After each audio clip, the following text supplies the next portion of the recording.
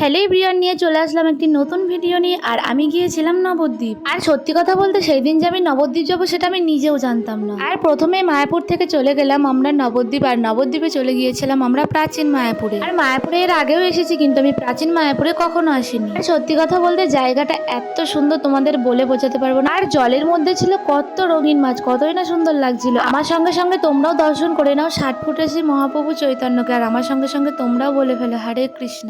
আর জায়গাটা এতই সুন্দর যে তোমার গেলে আসতেই ইচ্ছে করবে না। আর এখানে কিন্তু শ্যামকুণ্ড, রাধাকুণ্ড, এছাড়াও ছিল অষ্টসতী, আর একদম মাঝখানেই ছিল শ্রী রাধাকৃষ্ণর একটি মূর্তি। আর তারপরে দেখো লাড্ডু গোপালকে কতই না সুন্দর লাগছে। আর এখানে ছিল পঞ্চতত্ত্ব, আর এখানে ছিল নৃসিংহদেব। ভিতরে কিন্তু এছাড়াও আরো অন্যান্য ঠাকুর ছিল। আর তারপরে কিন্তু আমরা ওখান থেকে বেরিয়ে যাই, চলে আসি আবারও মায়াপুরে। আর তোমরা তো সবাই জানো এখানকার জল কখনো একসঙ্গে হয় না। আর দেখো দূর থেকে ইস্কন মন্দিরটা কতই না সুন্দর লাগে। আর ভিতরে ঢুকেই দেখি খিচুড়ি দিচ্ছিল, আর এখানকার খিচুড়ি প্রসাদ তো পুরো অমৃতের মতো লাগে। তারপরে কিন্তু আমরা সন্ধ্যা আরতি দেখে নিলাম, আর সেই ফেমাস রানাদার দোকান থেকে নিয়ে নিলাম বিরিয়ানি আর ময়দার সবজি। আর তারপর পড়ছিল প্রচন্ড পরিমাণে বৃষ্টি, আর বৃষ্টিতে ভিজতে ভিজতে চলে আসলাম কিন্তু বাড়ি। ভিডিওটি কেমন লাগলো অবশ্যই জানাতে বলুন। আজকের মতো টাটা।